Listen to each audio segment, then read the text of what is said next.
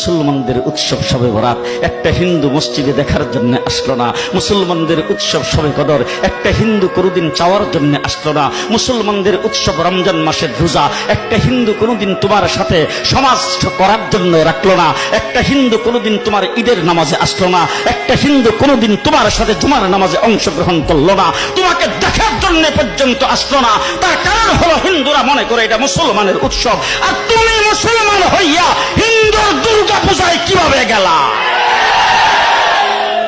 তোমার কি হয়ে গেল? তোমার কি লজ্জা শরম তুমি ধুয়ে ফেলে দিয়েছো? তোমার কি কোনো লজ্জা শরম নাই?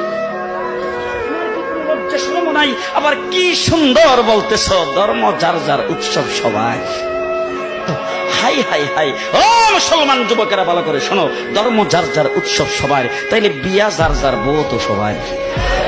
জি, বিয়ে যার যার বউ সবাই, পুষ্কুনি যার যার মাছ সবাই, গাছ যার যার ফল সবাই, ক্ষেত যার যার ফসল সবাই, দোকান যার যার মাল সবাই।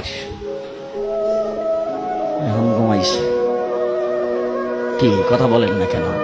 তাহলে আমার দোকানের মাল যদি আমার হয়, আমার ক্ষেতের ফসল যদি আমার হয়, আমার গাছের ফল যদি আমার হয়, আমার গাছের নারিকেল যদি আমার হয়, আমি বিয়ে করলে বউ যদি আমার হয়, মুসলমান আমার পুষ্কুনির মাছ যদি আমার হয়, তাইলে ধর্ম যার উৎসব তার।